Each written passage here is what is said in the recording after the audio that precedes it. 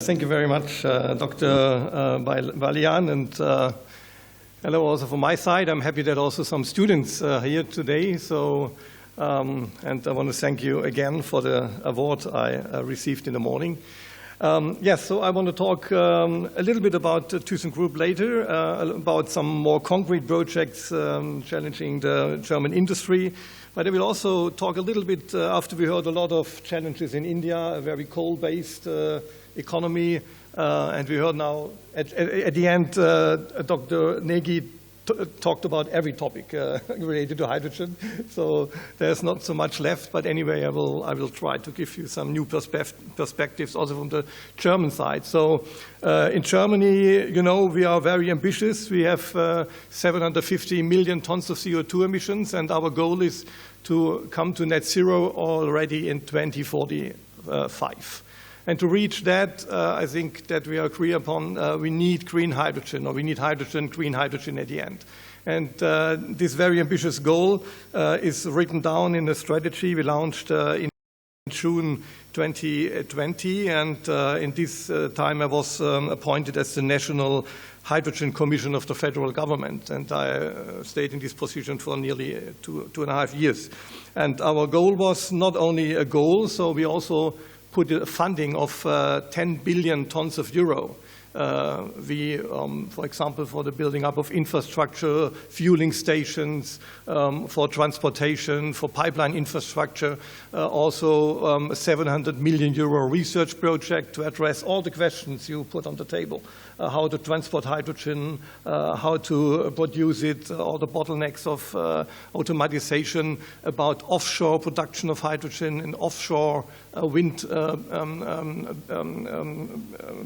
bases, for example. So all these questions are addressed, and also a lot of international corporations of German government, for example, with Australia, with Namibia, we funded with around 40 million euros each. So that was the very concrete policy of the German government, and so green hydrogen for industrial processes, for transportation, but also in the heating sector. For all these sectors, at the end, we need green hydrogen to come to really net zero. Yes, and future fuels, to come to the topic of this session, is of a very big importance. And if I talk about future fuels, I talk about synthetic fuels, not about biofuels, which could also be related to that. And as we heard now a lot of times, synthetic fuels are made by CO2 and hydrogen, and they are especially needed. We touched it a little bit on shipping sector, especially for the big container shipping overseas, but much more in the aviation sector, because there are developments for aviation, for planes running with fuel cells in 2035, but not over 2,000 kilometers. So for all flights over 2,000 kilometers, we will need synthetic kerosene, we will need synthetic fuels. And there is a very big need for synthetic fuels, also in the shipping sector, maybe in the mobility sector, for the truck sector, maybe also for some Porsche drivers. So the Chile project we heard about is for the Porsche drivers, because they want to hear the sound of their car. So that is the reason why they want to save the combustion engine. Yeah, so that is the point for the aviation sector. And as you may know, 300 million tons of kerosene are used every year. So and also 300 million tons of fuel for the shipping sector. So this is a really significant market here in the future. So if we talk about synthetic fuels, we also heard about the challenges. We heard about the CO2. We have the possibility to capture it. It's still costly, but we have some projects. We have some solutions now available. And we heard about technologies developed by the MIT, but also by the KIT in Germany. So we have the technology.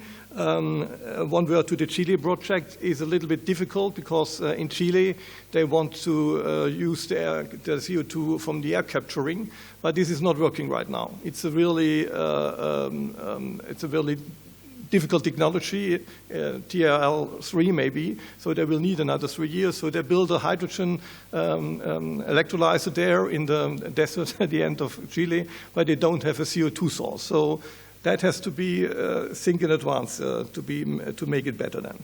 Okay, so and now talking about future fuels and synthetic fuels, we have a lot of. Now I come to my first slide. We have a lot of. Is it working or? We have a lot of PTX projects. You know, PTX is Power to X projects. Power to X, X can stand for gas, for heat, but also for liquids, what we are talking about. And liquids can be ammonia, can be chemicals, can be syngas, but can be especially be fuels. So power to fuels, and this is just a map of projects or potentials in the southern part of the world. And you see a lot of projects in planning with wind, with solar, whatever, also some Indian projects. It's maybe interesting to click on this site, on this website, PTX Atlas is it named, and you can really put on every spot and can read something about the project. So this is very interesting, just to show you how many projects globally are done. What do we need for Power to X projects? We need renewable energies. We heard a lot about it. This is very interesting Bloomberg picture.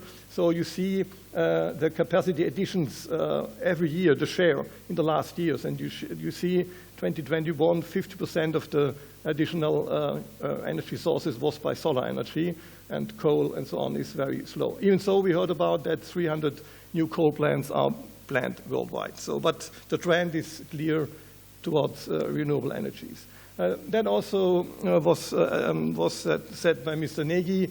These are only expectations. You can't really see, this is McKinsey, I think, but you see we have now oil and coal in 2020 as a commodity, and then in 2050, 1.6 trillion of a common market. You have hydrogen, you have methanol, ammonia, gas. The bioenergy is a very big share in this slide. I don't know exactly why, but just to show you the figures and this movement to green energies away from coal and gas and oil is very impressive. And also this, to have such a global picture, it's about partnerships, bi- and trilateral partnerships of Germany, but also of other countries, and you see also India, I see in the picture. You see a lot of partnerships to pushing the green transition globally.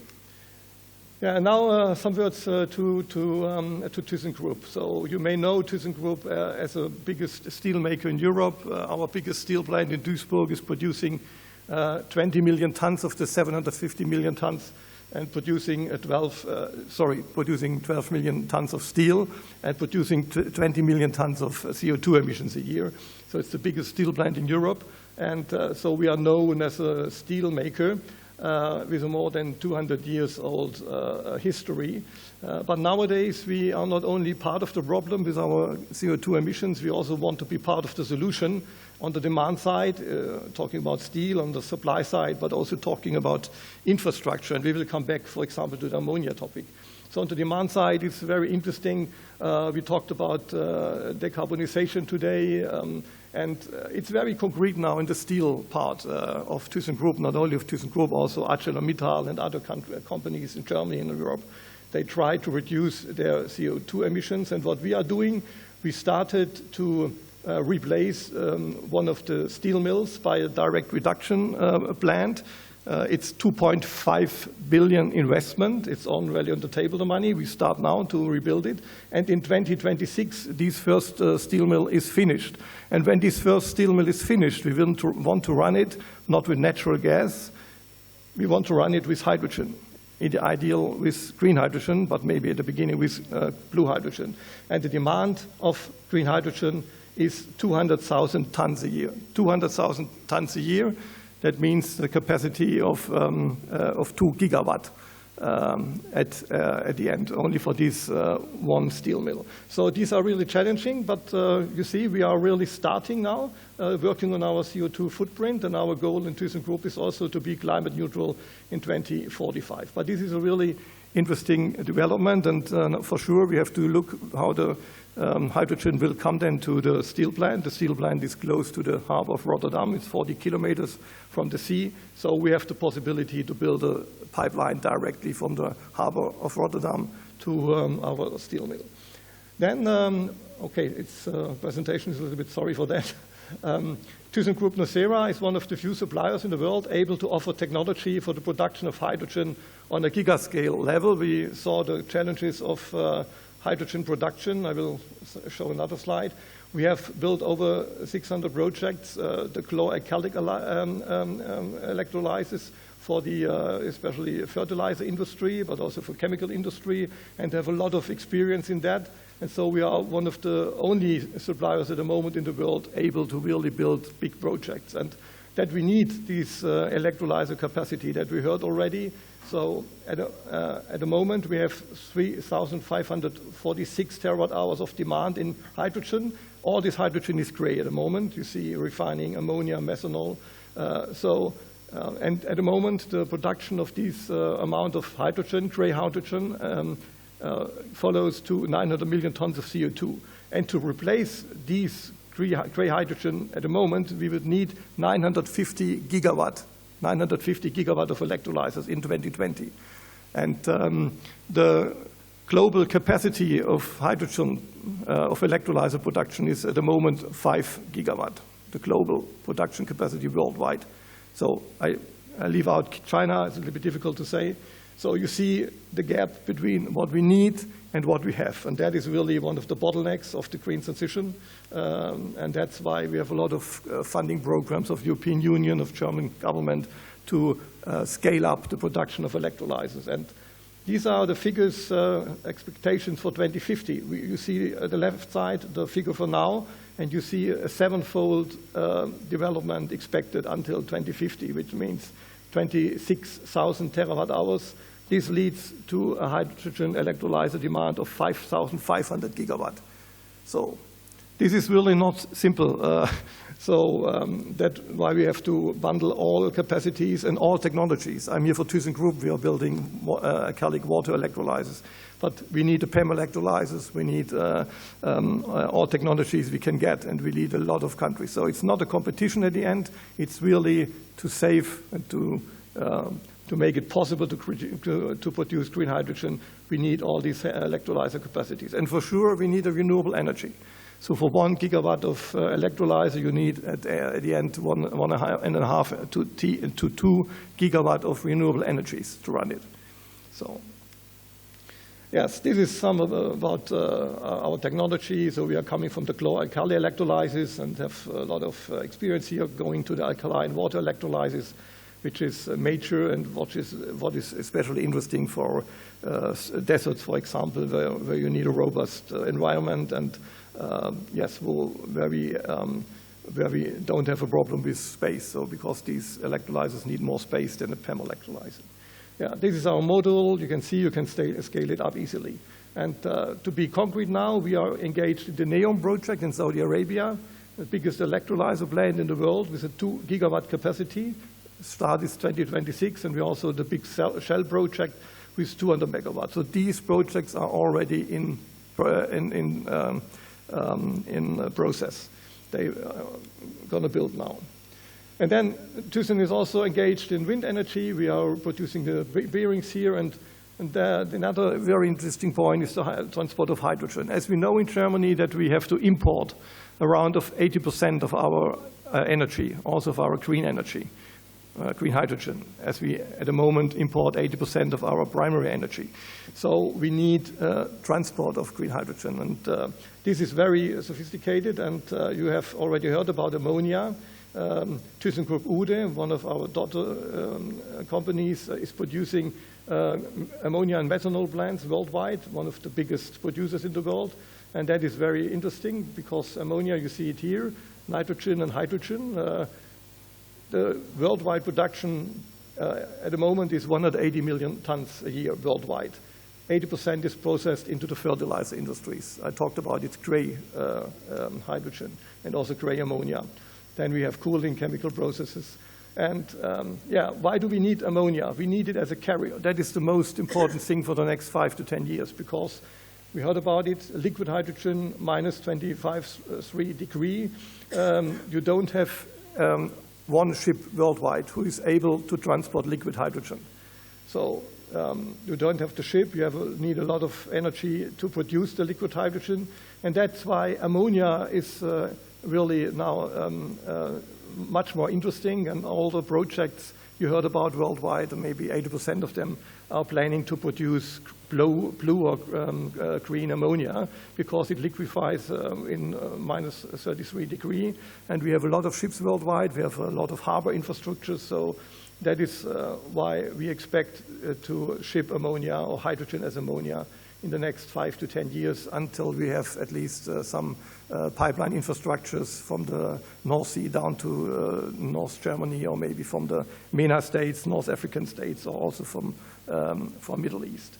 And that is very interesting. You see around 80 million, around 80% of the production of ammonia is used in the production country, but there's at the moment already a trade of around 20 million tons, so you have capacities for shipping of around 20 million tons at the moment. Also some vessels to transport it by trains, for example, in Germany then.